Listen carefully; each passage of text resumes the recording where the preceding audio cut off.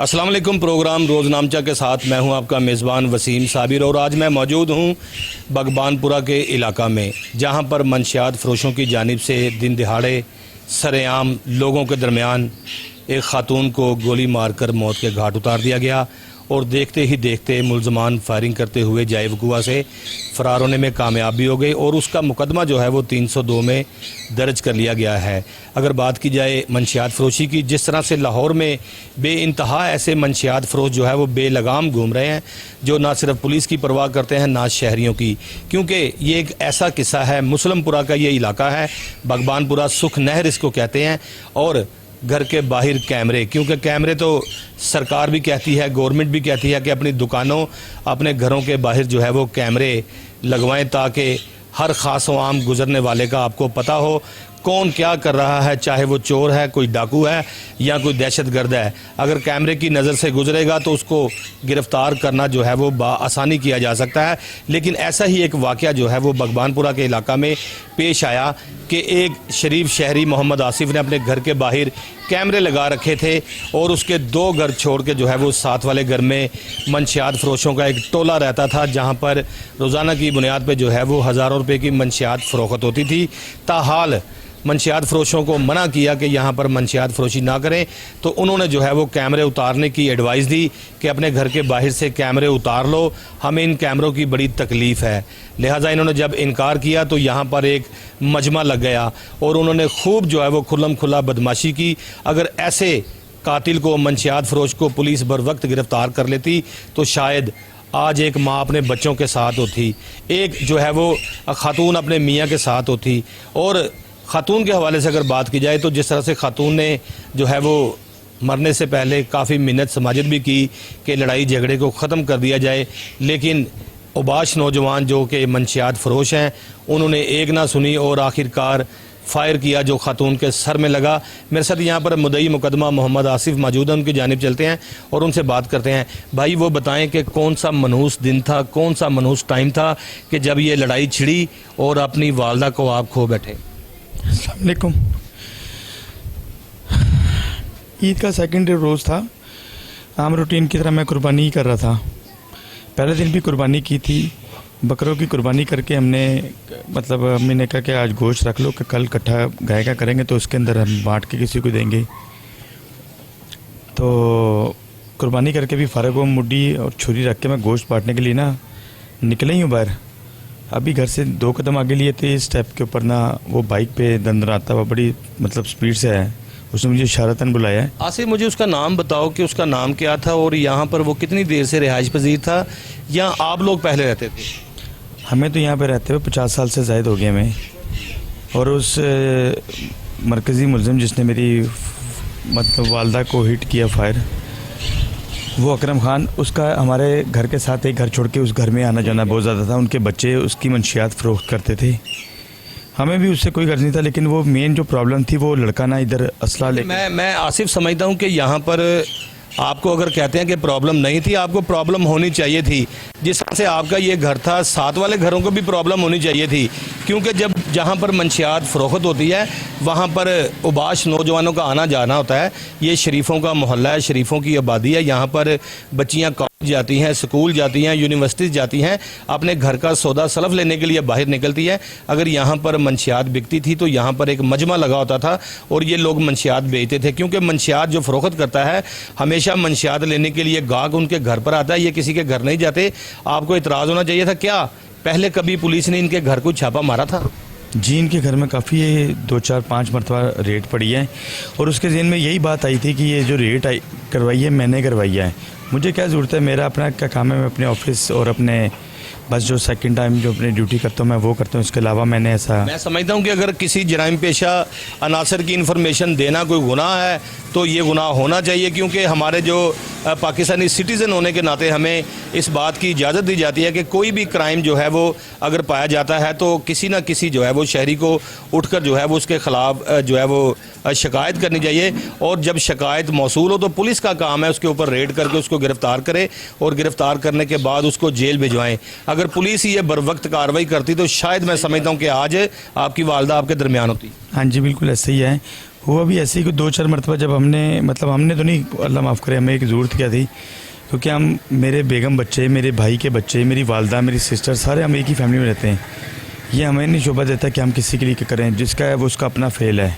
हमारे पास अपने काम की फुर्सत नहीं, तो हम किसी के मामले में इंटरफेयर क्यों करें। तो लेकिन उसके ज़हन में ये खटक थी। अब वो जिनकी तरफ वो आता था, वो हमारे घर से जिस टाइम में उसने कत्ल किया है मेरी वालदा को, और वैसे भी मेरी वालदा कत्ल नहीं, मेरी वालदा शहीद हुई हैं, क्योंकि वज़ू में थी, ज़ोहर की नमाज़ पढ़ने का टाइम था। और अम्मी जब ये वाक़या हुआ, जब उसने मुझे कहा ना कि मतलब मैं जा रहा हूँ, उसने रोका है, उसने कहा यार ये कैमरे उतार दे। मैं एकदम रुक गया। मैं कहा कैमरे क्यों उतारने? कहता बस मैंने तो ये कहा कैमरे उतार दे।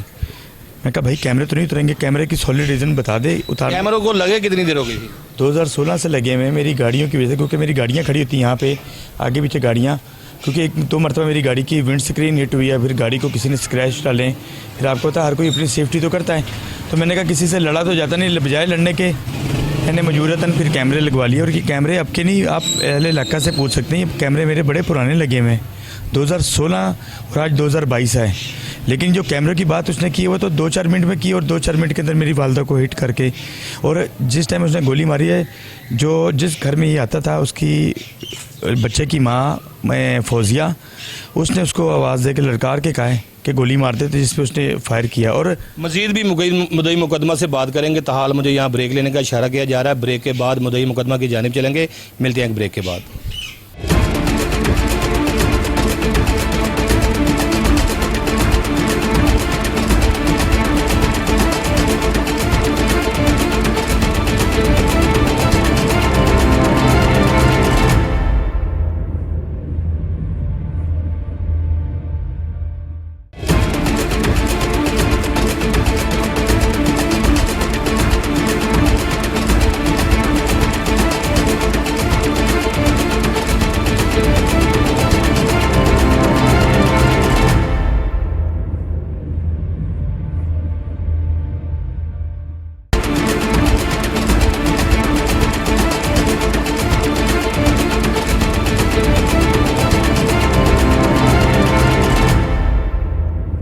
वेलकम बैक नाजरीन आफ्टर द ब्रेक के बाद मैं मौजूद हूँ मुद्दई मुकदमा के साथ। जिस तरह से पहले हमारा इनके साथ रब्ता जुड़ा हुआ था, फिर से हम एक बार इनके साथ अपना रब्ता जोड़ते हैं और इनकी जानिब चढ़ते हैं।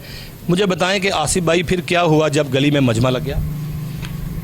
गली में मजमा मैंने आपको बताया तो है कि बस उसने जब गोली मारी और फिर हम पता ही नहीं लगा, मैं उसके पीछे भागा हूँ पकड़ने के लिए, लेकिन मेरी बेटी ने मुझे फ़ौरन आवाज़ दी, पापा अम्मी को गोली लग गई है। तो मैं समझे शायद मेरा मतलब एकदम लम्हे से पहले फायर की आवाज़ आई, वो पता लगा। मैं कहा शायद गली साइड पे हिट हुई है, इधर उधर लगी है। आपने यही समझा कि ये रंगबाजी कर रहा है, शायद फायर नहीं करेगा? मैं भी हाँ, लेकिन जब मैंने देखा अपनी वालदा को, मेरी वालदा खून में नहाई हुई थी, ये इधर मेरे ये दलील आप देख सकते हैं। तो हमने वीडियो भी देखी, सारे पाकिस्तान ने देखी किस तरह से यहाँ पर मजमा लगा हुआ था और मजमे के दौरान एक फायर की आवाज़ आई। आवाज़ के आते ही जो वालदा थी उनके सर में फायर लगा, वो अपने खाल के हकीकी से जान गई। जी बेशक ऐसे ही है।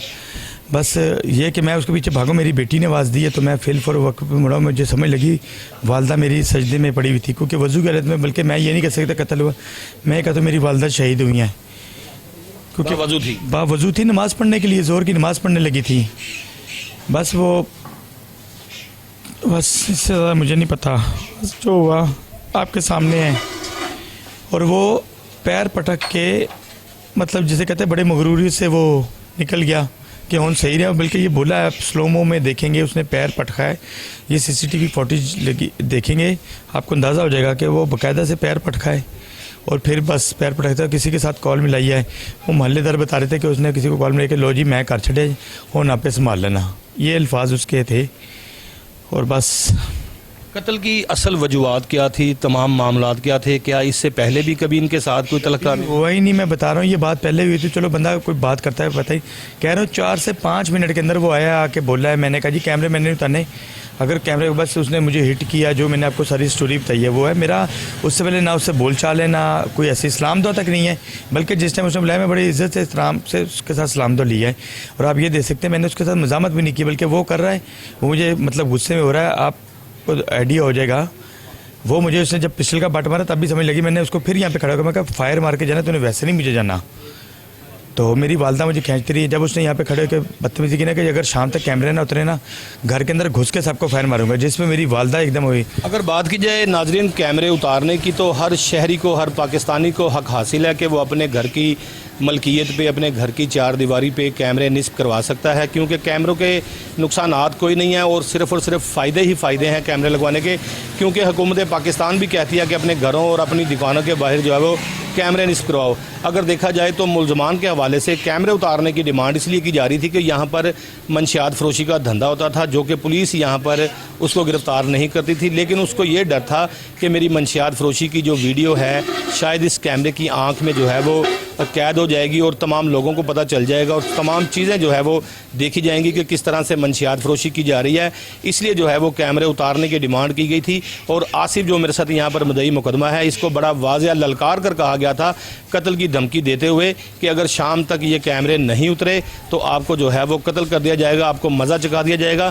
फिर आखिरकार यही होता है, जिस तरह से शाम पड़ती है तो उसी वक्त से जो है वो यहाँ पर एक मजमा लगना शुरू हो जाता है और कैमरों के हवाले से उतारने की डिमांड की जाती है। फिर आसिफ जब उसने कहा कैमरे अगर ना उतारे तो फिर आपको देख लेंगे, फिर आपने क्या कहा? मैंने जिस टाइम उसने मुझे कहा तो मैं कहा अगर ऐसी बात है तो गोली मार दे, तेरे हाथ में पिस्टल है, मुझे क्या क्यों रहा तू गोली? पिस्टल पकड़ा हुआ था, पिस्टल उसके हाथ में था, आप सीसीटीवी फुटेज में देख सकते हैं। उसने मुझे बट मारा जब मैं गिरा हूँ, मुझे संभला नहीं गया, नज़र ही नहीं मुझे आया, मेरी आंखों का आगे अंधेरा सा हो गया। कितनी देर, मतलब इसी दौरान जब तक उसने मारा उसके बाद तक नहीं। जब वो मेरी वालदा मुझे खींच रही थी, मैं फिर कहता 1 मिनट ठहरे माँ, क्योंकि मेरी वालदा को नहीं पता लगा कि उसने मुझे हिट किया, क्योंकि मेरी वालदा वज़ू कर रही थी ज़ोर की नमाज़ के लिए। तो वो एकदम जब ज़्यादा चीखो पड़ा है, मेरी वालदा वज़ू करती हुई आई, उन्होंने मुझे आवाज़ दे के कहा तू अंदर आ, मैं भी इनके घर जाती हूँ, जाके बात करती हूँ, कभी तुम हमारे घर से खाना खा के गए हो, सारा कुछ करके। आपके घर भी आना जाना था उसका? नहीं, उसका नहीं था, अकरम खान का, जिनके घर में मंशियात फरोशी का काम था। मैं कह रहा हूँ कि जो शख्स कत्ल करके गया है, यहाँ पर गोली मार के गया है, वो इनके घर आना जाना था, लेकिन इन लोगों का आपके घर आना जाना? इन लोगों का हमारे घर आना जाना था। और वो कह के गए थे कि अम्मी मेरी वालदा से कह रहे थे कि ऐसी कोई बात नहीं, वो आपको कुछ नहीं कहेगा, आप अपने ईजी रहें, कोई मसला नहीं है।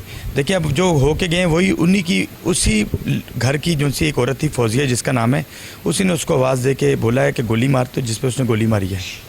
अच्छा, फौजिया की आवाज़ ने जो है वो उसको बुकारा के इनको फायर मारो, उन्होंने फायर मार दिया और फायर मारने के बाद यहाँ से फायरिंग करता हुआ मौका से फ़रार हो गया। पुलिस की जानिब से मुझे बताएं कि बगबानपुरा पुलिस कितना कोऑपरेट आपके साथ कर रही है? मुकदमा दर्ज हो गया, कोई मुलज़िम भी गिरफ़्तार किया गया? उनके कोऑपरेट से तो इतना हुआ कि अभी तक ये जो हैं उसके साथ जो मेन इसके सहूलतकार थे वो 2 पकड़े गए और तीसरा वो लड़का फ़खर शाह जो लड़का है, वो जो उसको बाइक पे, जिसकी बाइक पे ये बैठ के मतलब स्पीड से निकल गए। जब यहाँ पर उसने वारदात कत्ल की उसके बाद वो फ़खर शाह यहाँ पर मौजूद था जिसकी मोटरसाइकिल पे वो गया, जिसके साथ अकरम खान जिसने मेरी वालदा को हिट किया है, वो फ़खर शाह के साथ जो बैठ के गया, फ़खर शाह अरेस्ट हो गया। वो इसके साथ भी 2 लोग पुलिस ने गिरफ़्तार किए हैं, उनका किरदार क्या था? उनका किरदार, वो जो अकरम खान का उनके घर में तो आना जाना था, जो मेन था उसका राइट हैंड मतीन और उसका कज़न मुबीन, यही तो उसकी चर्च बेचते थे जो सारे इलाके में आगे पीछे, उसी की चर्च पे और ये आप सीसीटीवी फुटेजेस में आपको और दूंगा कि आप देख सकते हैं ये पिस्टल असला लेके आम फिरते थे, इनके लिए एक मामूल की बात थी। क्या कभी पुलिस ने गिरफ्तार नहीं किया इस तरह से गलियों में फायरिंग करना, सरेआम मसला लहराना? जब भी पुलिस आई है वो उससे पहले निकल चुके होते थे।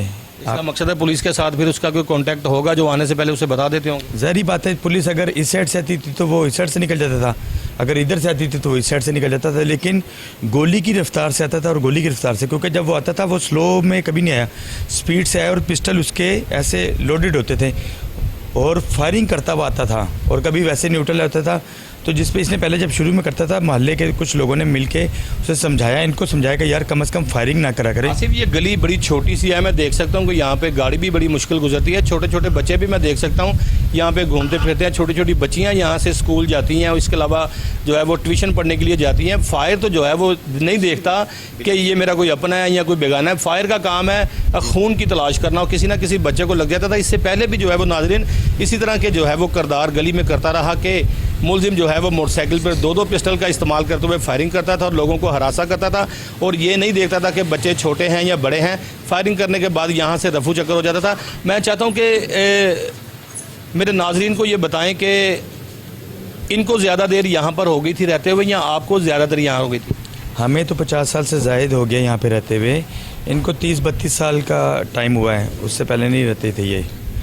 लेकिन ये थे कि ये शुरू से ये जो भी था, लेकिन हम मोहल्लेदारी में रहते। मेरी वालदा ने बल्कि ईद वाले दिन मेरी वालदा ने मुझे कहा कि तू बेटा इनको ना ईदी दे। मैं कहा माँ बड़ी ईद है, बड़ी ईद पे क्या गोश्त? कहते नहीं तूने पहले दिया है, लेकिन अब यानी कि इतना प्यार था इस फैमिली के साथ, इनका आना जाना खाना पीना, यहाँ तक कि बच्चों को बहुओं को ईदी भी देना। हुआ ये है कि जब इनके घर में पुलिस की रेड पड़ी, मेरी वालिदा ने बाकायदा से पैगाम पहुँचाया है कि देखो बच्चियाँ छोटी छोटी, उन पर गलत असर पड़ता है, तो लिहाजा अगर कोई ऐसा मसला मसाइल होता है और रात के टाइम में अपनी बेटियों को हमारे घर भेज दिया करें, कोई मसला नहीं। फिर पुलिस जाने, आप मर्दों का काम होता है पुलिस को फेस करना। यहाँ तक कहा है, फिर जब ये इंसिडेंट हुआ उससे आधा घंटा पहले हमारे घर से होके गए, खाना वगैरह खा के गए हैं। उससे एक दिन पहले भी हमारे घर में जब ये क्या कहते हैं कुर्बानी का जो ख़त्म होता है, इनकी पूरी फैमिली खाना खा के गई है।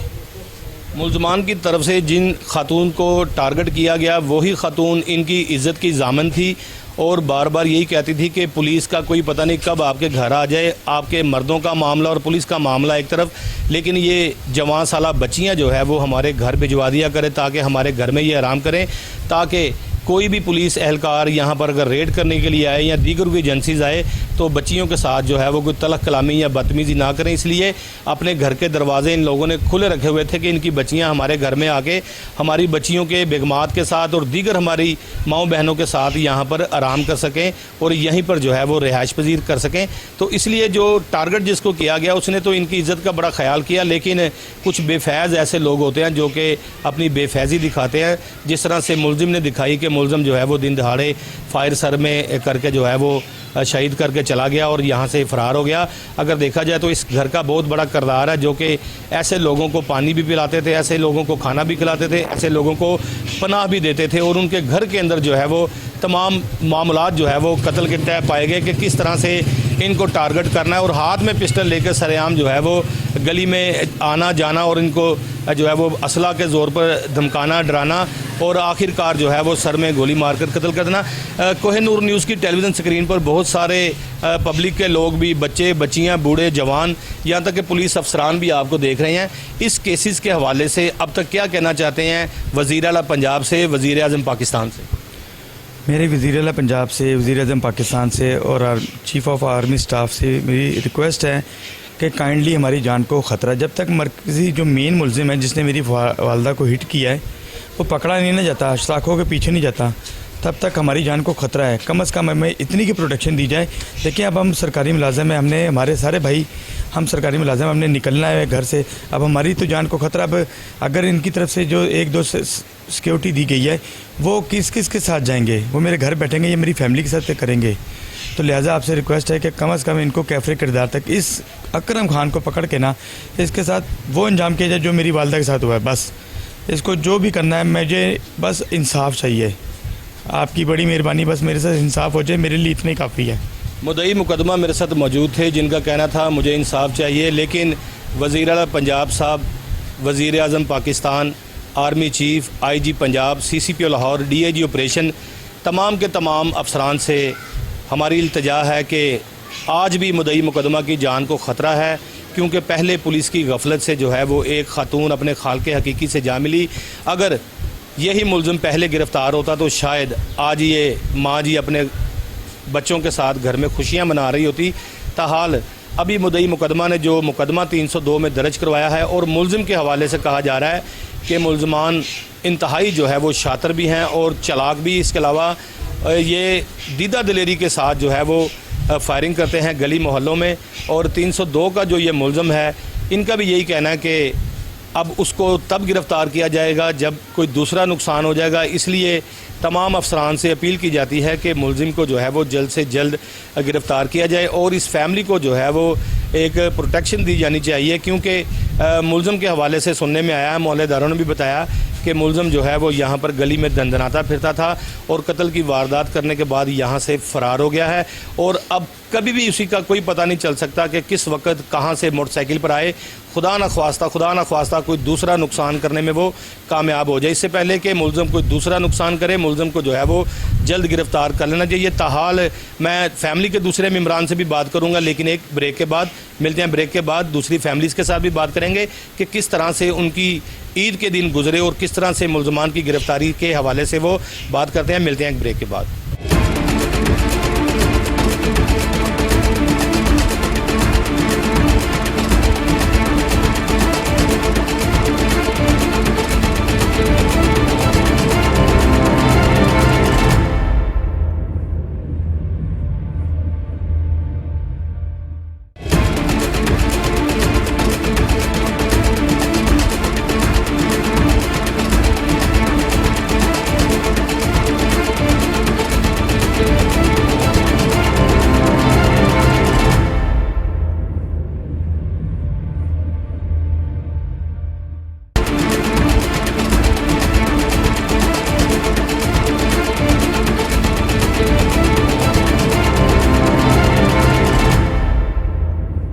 वेलकम बैक नाजरीन। आफ्टर द ब्रेक के बाद मैं मौजूद हूँ उसी घर के बाहर जहाँ पर खातून को सर में गोली मारकर कत्ल किया गया और मुलजमान तहाल फ़रार हैं, जिनकी गिरफ़्तारी के लिए पुलिस जगह जगह छापे तो मार रही है, लेकिन अभी तक जो है वो मेन मरकज़ी मुलजिम जो है वो अभी गिरफ़्तार नहीं हुआ। मेरे साथ यहाँ पर एक मोहल्लेदार भी मौजूद है, जावेद भट्ट इनका नाम है। जावेद भट्ट साहब की जानिब चलेंगे। अरसा 50 साल से यहाँ पर ये रिहाइश पजीर हैं और इनसे बात करेंगे। भट्ट साहब, बड़ा अफसोस हुआ है आपके इलाके में ये वाक़या पेश आया, दिन दिहाड़े खातून को गोली मारकर कत्ल कर दिया गया। आप भी इसी मोहल्ले में जो है वो रहते हैं, आपके बच्चे भी, आपकी फैमिली भी यहीं पे गुजरती है, आप क्या समझते हैं क्या हुआ था? वसीम भाई, ये है कि इधर जो है ना नजायज़ फरोशी करते हैं, ये साथ एक घर छोड़ के इनका घर है, लेकिन इनको काफ़ी पुलिस वगैरह भी आती रही है, समझाया भी गया, लेकिन वो नहीं समझ नहीं आई इन लोगों को। तो ये इनके कैमरे वगैरह लगे हुए हैं, ये बहुत अच्छे लोग हैं, ये 50 साल से इधर रह रहे हैं, कोई ऐसा इनके पास कोई मसला मसाइल किसी के साथ कोई ज़्यादती नहीं, किसी के साथ कोई बात नहीं, शरीफाना ज़िंदगी गुजारे, बहुत शरीफाना। इनका माँ बाप बहुत अच्छा था, बहुत नेक लोग थे, और ये मज़ीद इनको तंग कर रहे हैं। ये कह रहे हैं जी कैमरा वगैरह उतारो, भी इनको मसला क्या है? कैमरा उन्होंने 8-9 साल पहले के कैमरे लगवाए हुए हैं, उन्होंने अपनी हिफाजत के लिए लगवाए हैं, पूरी गली की हिफाजत है इसके साथ, लेकिन इनको क्या प्रॉब्लम है इस चीज़ की? नहीं होनी चाहिए इनको ना प्रॉब्लम। इन्होंने फिर ये ईद टरू वाले दिन ये कुर्बानी वगैरह कर रहे थे, तो ये थोड़ी सी उनसे बहस हुई है, तो उन्होंने इनको फायर कर गोली मारी है उनकी वालदा को। मारना वो और भी चाह रहा था, लेकिन वो इस एक गोली मार के भाग गए। तो बहरहाल इनका जो बेहतर हाल यही है कि इनको गिरफ़्तार किया जाए, इनके से कत्ल का बदला लिया जाए, जो हक इनको गिरफ़्तार किया जाए, इनको जो है वो काबिले जो है वो जो इन्होंने जुर्म किया है उसके मुताबिक सज़ा देनी चाहिए, ताकि इनको पता चले कि किस तरह से मोहल्ले में जो है वो फायरिंग करके कत्ल करते हैं। मेरे साथ जावेद भट्ट साहब यहाँ पर मौजूद थे। ताहाल अभी दूसरी फैमिली की जानिब भी चलेंगे, उनसे भी बात करेंगे कि उनकी फ़ैमिली के क्या जो है वो तासुरात है, वो किस तरह से इस सारे केस को देखते हैं। मज़ीद फैमिली की जानिब भी चलते हैं।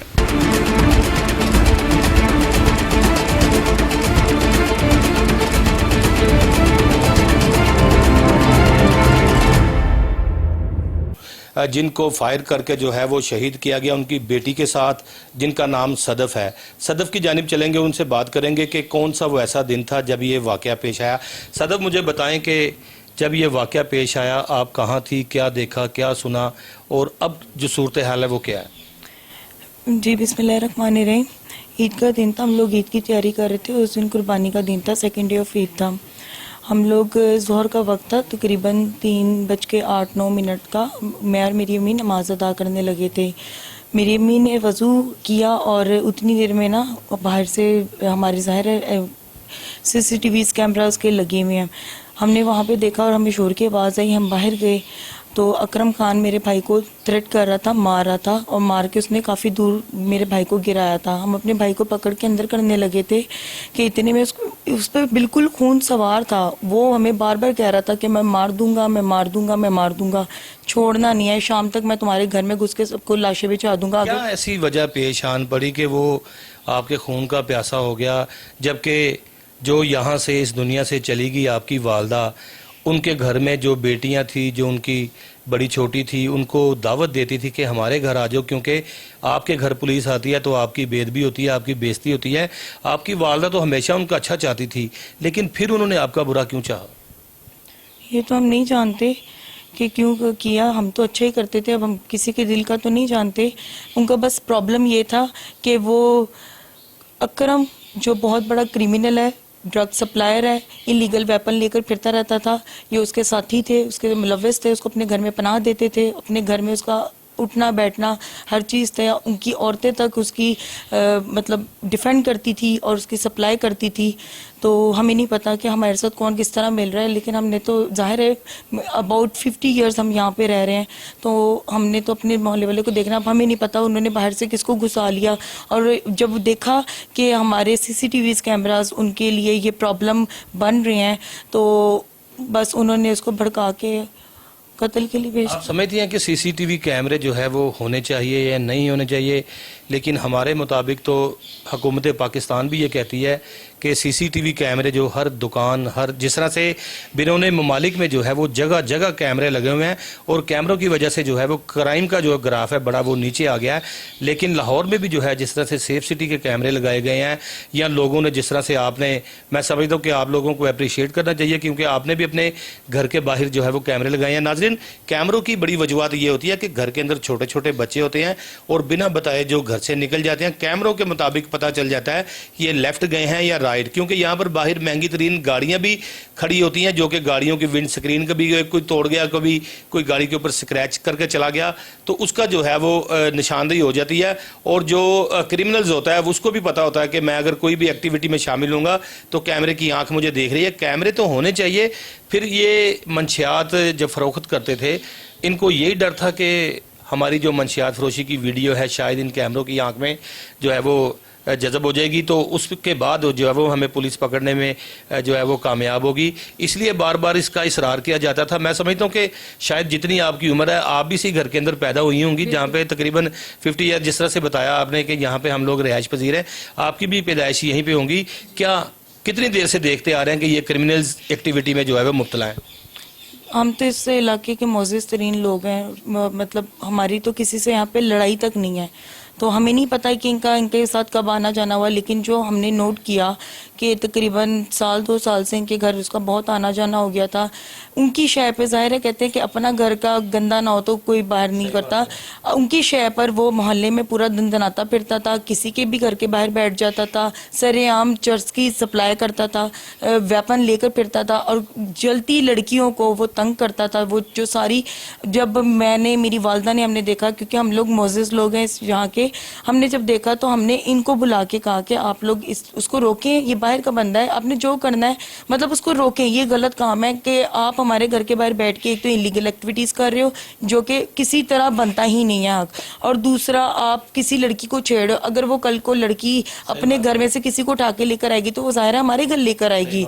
तो वो बस उन्होंने उसको कहते रहे, उसको पंप करते रहे, ख़ासतौर पे फौजिया, उसका बेटा जो नॉमिनेट हुआ हुआ है, मुबीन, मुतीन, वजीहा, ये लोग सारे उसके बिल्कुल राइट हैंड समझ लें वो जो थे।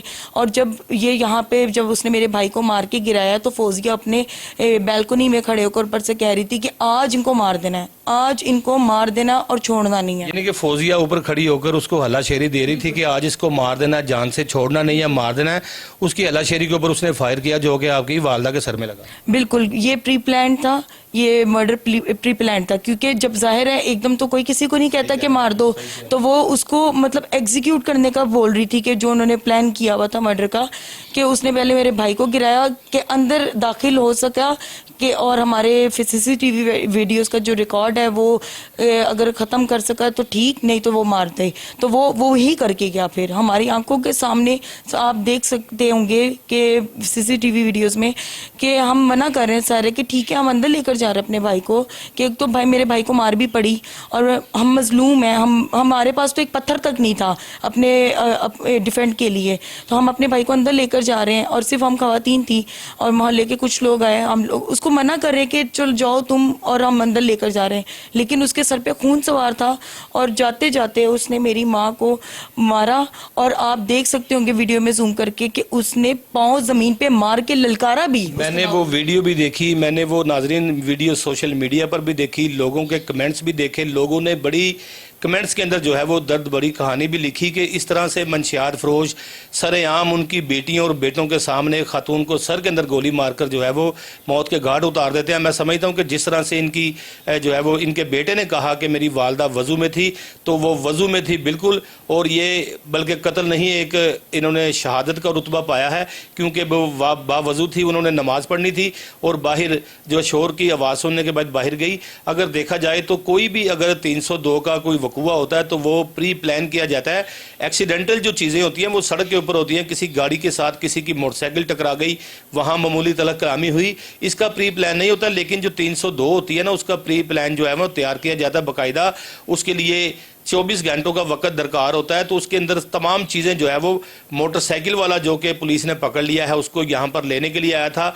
हर शख्स की एक अलग ड्यूटी लगाई गई थी कि मैं गोली मारूंगा, फौजिया जो है वो उसको ललकारा मारेगी और इसके अलावा मोटरसाइकिल सवार वो से यहाँ से फायरिंग करते हुए मौका से लेके जाएगा। आप मुझे बताएं सदफ, जब फिर फायर लग गया, मैंने वीडियो भी देखी, बड़ा दिल खराश वाकया था, बड़ा हौलनाक वाकया था। जिसने भी देखा उसने बड़ा जो है वो दिल पे पत्थर रख के ये वीडियो देखी कि किस तरह से ये आपकी वालदा को जो है वो शहीद कर दिया गया घर के बाहर ही, और आप लोगों की आंखों के सामने फिर एक नौजवान मोटरसाइकिल पे आता है, उसको साथ बिठा के ले जाता है। मैं समझता हूँ कि 109 का मुर्तकिब वो भी होना चाहिए, और फौजिया जिसने आवाज़ दी है कि आज छोड़ना नहीं है, इसको मज़ा चखा देना है, उसके खिलाफ भी जो है वो कार्रवाई होनी चाहिए। अब की सूरत हाल के मुतल्लिक मुलजमान के हवाले से बताएं, कितने मुलजम अब गिरफ्तार कर लिए गए हैं और किन किन को आप समझते हैं कि ये जिम्मेदारान है? जो हमने FIR में जो हमने नामजद करवाए हैं वो सब के सब बिल्कुल क्रिमिनल्स हैं, और हमें उनके पूरा इंसाफ चाहिए। हम मजलूम हैं, हमें तो उस टाइम नहीं पता लगा, क्योंकि आप देख सकते हैं कि हम लोगों ने कानों पे हाथ रख लिया था। हम लोगों को यही था कि शायद पता नहीं क्या किसको लगे, लेकिन जब हमने देखा कि वो हमारी अम्मी को लग गई और वो एट द स्पॉट उनकी डेथ होगी, हमने अपनी अम्मी को अपनी मदद आप तहत अपनी गाड़ी में लेकर गए, नियर शालीमार हॉस्पिटल हमारा है, वहाँ पे लेकर गए। जब लेकर गए तो डॉक्टर्स ने कहा उनका ब्रेन टोटली ब्रस्ट हो चुका है, बिल्कुल अंदर से आवाज आ रही थी कड़च कड़च, क्योंकि इतनी बुरी तरीके से क्या जब फायर लगा बिल्कुल दरमियान से थोड़ा सा हट के फायर लगा, जो कि हेड इंजरी करता हुआ बैक से निकल गया। और आप देख सकते होंगे कि हमारा गेट तक उसने बिल्कुल काफी ज्यादा डैमेज किया, हमारे गेट को भी। इतना शिद्दत का वो फायर था, तो सोचो क्या आलम होगा कि मेरी अम्मी ने शायद एक सांस भी नहीं ली और एट द स्पॉट उनकी डेथ हो गई। और उसकी फिरौनियत देखें कि उसने मारा और मेरी अम्मी जब नीचे गिरी है वो ललकार के गया, इस तरह पाँव मार के गया, वो नजर आ गया ललकार के गया। और आप सुन सकते हैं उसने कहा अब आया मजा, ये कह के बाकायदा गया है। अब हमें समझ नहीं आ रही थी हम अपनी अम्मी को देखें कि उसको पकड़े भागे, क्या करें। ये तो इलाके, ये तो जरा सा भी फायर होता है तो पुलिस का काम होता है आए, लेकिन हमें उस टाइम नहीं होश था सर कि क्या लिखा। उस टाइम सिर्फ अपनी अम्मी को बचाने का था, हम अपनी मदद आप तहत हॉस्पिटल लेकर गए, हमें नहीं पता पीछे क्या हुआ, और वो हमारे पीछे सब भाग गए। सदफ, आप समझती हैं कि अगर पुलिस इसको बरवक्त गिरफ्तार कर लेती, जिस तरह से पहले ये ड्रग डीलिंग में जो है वो मुलविस थे, फायरिंग करता था, गली मोहल्लों में लोगों को तंग करता था, अगर बरवक्त इसको गिरफ्तार किया होता, आज ये जेल में होता, आप समझती हैं कि आज अम्मी की जान बच सकती थी? बिल्कुल, इसके खिलाफ तो ऑलरेडी बहुत सारे पर्चे दिए गए हैं पहले से। कहीं पर्चे देना एक अलग बात है, इसको गिरफ्तार करना चाहिए था। बिल्कुल, इसको गिरफ्तार करना चाहिए था। इसकी कंप्लेन भी करी गई थी जिस पे इनिशिएटिव नहीं हुआ था। लेकिन मेरे साथ जो है वो उनकी बेटी सदफ मौजूद थी, जो कि इंतहाई परेशान थी, दुख के आलम में थी, जिन्होंने अपनी वालदा को खुद जो है वो सर पर फायर लग के शहीद होते हुए देखा। जिनका कहना था, जिनकी आवाज़ में भी जो है वो ललहराहट थी, वो कह रही थी कि हम जब इनको हस्पताल लेके गए तो उनके दिमाग के अंदर से भी आवाज़ें आ रही थी और वो हस्पताल में जाकर एक्सपायर हो गई। लेकिन अभी तक मुलजिम के हवाले से मैं बताता चलूं कि मुलजिम जो है वो आज़ाद घूम रहा है, लेकिन मुद्दई मुकदमा को भी अपनी जान का खतरा है। जिस तरह से मैंने पहले बताया कि कानून अगर अब भी हरकत में ना आएगा तो फिर कब आएगा, जब दूसरा नुकसान हो जाएगा। इसलिए वज़ीर आला पंजाब और दीगर पुलिस अफसरान से इल्तजा की है इस फैमिली ने कि जल्द से जल्द जो है वो मुलजिम को गिरफ्तार करके कैफरे किरदार तक पहुंचाया जाए। आइंदा प्रोग्राम रोजनामचा के लिए अपने मेज़बान वसीम साबिर को इजाज़त दीजिए। सेम वक्त सेम टाइम आपसे फिर मुलाकात होगी। अपना बहुत सारा ख्याल रखिएगा। अल्लाह हाफिज़।